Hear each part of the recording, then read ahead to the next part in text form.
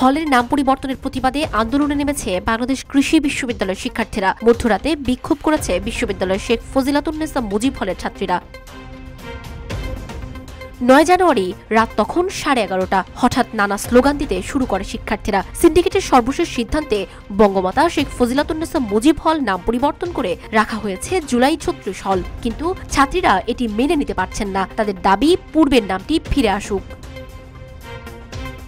বিক্ষোভকারীরা বিশ্ববিদ্যালয়ের উপাচার্যের বাসভবনের সামনে গিয়ে স্লোগান দিতে থাকে, মানি না, মানব না, দাবি মোদের একটাই, হলের নাম ফেরত চাই। এই স্লোগান মুখে নিয়ে তারা বিক্ষোভ করে। পরে রাত 1টার দিকে শিক্ষার্থীরা ফিরে যায় হলের দিকে।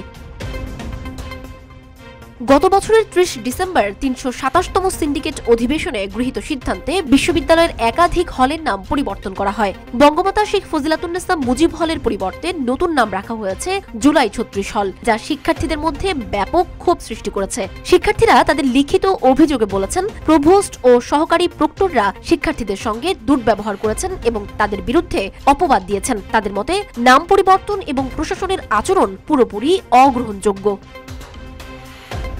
অন্যদিকে বিশ্ববিদ্যালয়ের প্রশাসন অভিযোগ অস্বীকার করে জানিয়েছে যে তারা কোনো অপমানজনক মন্তব্য করেনি এবং শিক্ষার্থীরা বিষয়টি ভুল বুঝে নিয়েছে। এখন অপেক্ষা বিশ্ববিদ্যালয়ের প্রশাসনের পক্ষ থেকে কি পদক্ষেপ নেওয়া হয় এবং শিক্ষার্থীদের দাবির প্রতি কর্তৃপক্ষের মনোভাব কি থাকে। অভ্যন্তরীণ বিষয়ে কোনো পক্ষই ছাড় দিতে রাজি নয়। তবে কি বাকৃবিতে নতুন এক অধ্যায় শুরু হতে যাচ্ছে?